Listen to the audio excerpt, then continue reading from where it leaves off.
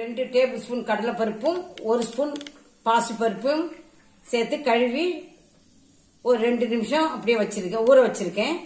இப்போ இதை நம்ம அப்படியே போட்டுடலாம்.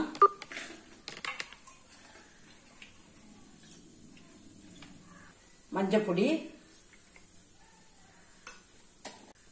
உப்பு, ஒரு 1/2 ஸ்பூன் ஜீரகம், காயப்பொடி, இந்த புடலங்காவை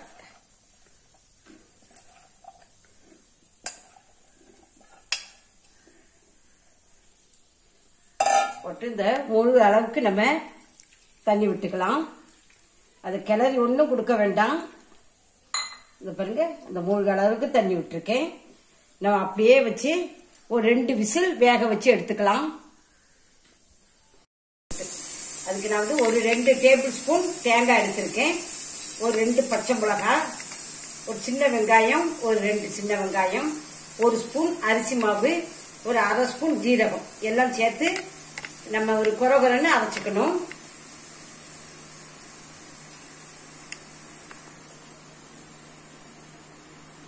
ஜீரகம்,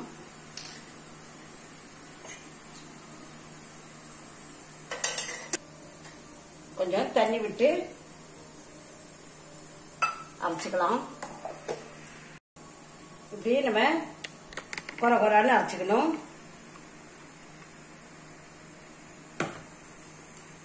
எப்படி இருக்குன்னு பார்ப்போம்.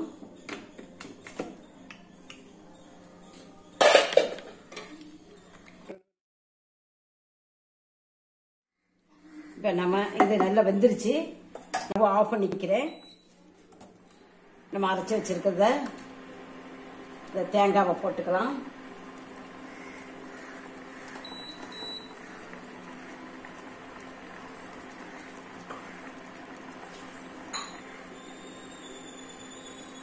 ஒரு 4 நிமிஷம் அப்படியே கொதிக்கட்டும். தேங்காய் போட்ட பிறகு ரொம்ப கொதிக்க வைக்க வேண்டாம்.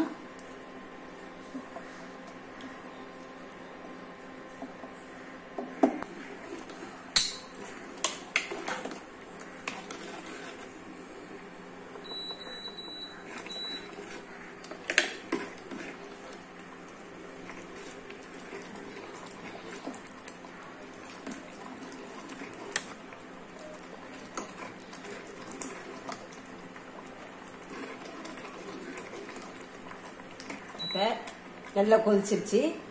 நம்ம இதை ஒரு மாத்திரத்துல மாத்திக்கிறேன்.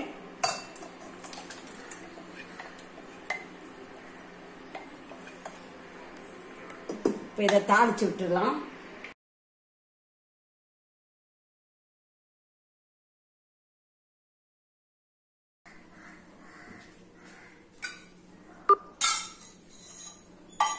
கடுகு,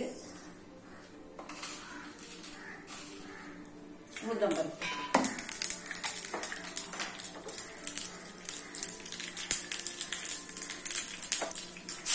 கருவேப்பிலை,